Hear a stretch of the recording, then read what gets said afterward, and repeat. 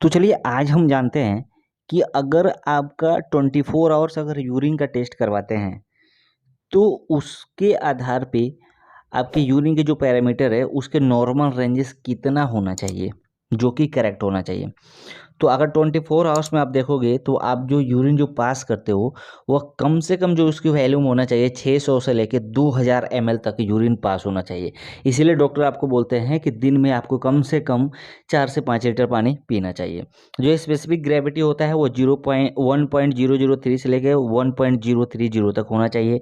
उसमें जो ओस्मोलैरिटी जो होना चाहिए वह आप देखोगे 300 से लेके 900 MOM/SM पर केजी होना चाहिए। जो पीएच होना चाहिए यूरिन का वो 4.6 से लेके 8.0 तक होना चाहिए। उसमें आप ग्लूकोज देखोगे यूरिन के अंदर अगर नॉर्मल है, आपको डायबिटिक नहीं है, तो लेस देन 0.5 ग्राम होना चाहिए। और प्रोटीन आप देखोगे तो लेस देन 150 mg होना चाहिए। लेकिन यूरोबिलिनोजन आप देखोगे तो यूरोबिलिनोजन अगर नॉर्मल है व्यक्ति तो उसमें आप देखोगे 0.5 से लेके 4 mg पर होना चाहिए। उसके बाद से प्रोफोलिनोजन अब देखोगे तो 0 से लेकर 2 mg तक होना चाहिए।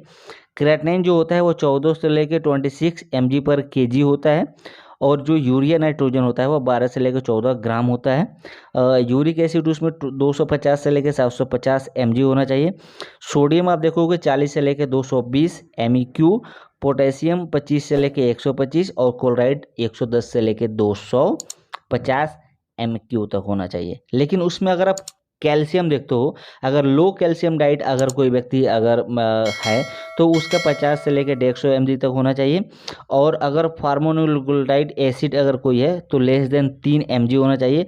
और red cells, epithelial cells and white blood cells आप देखोगे तो लेस देन या 1 to 2 होना चाहिए। तो ये अगर पैरामीटर अगर आता है तो आपका जो 24 आवर्स का जो यूरिन है वो नॉर्मल होता है।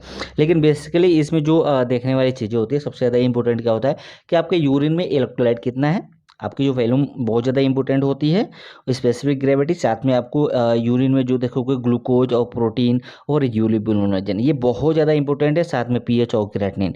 तो इतने पैरामीटर आप देखते हो, अगर ये नॉर्मल है तो मतलब आपका जो 24 आवर्स का यूरिन वो नॉर्मल है, आपकी किडनी ठीक तरीके से काम कर रही है, आपको और कोई प्रॉब्लम नहीं हो सकता है। तो उम्मीद करता हूँ वीडियो समझ में आएगा, तो दोस्तों के साथ जरूर शेयर करना। फिर मिलते हैं नए वीडियो में नए टॉपिक के साथ में।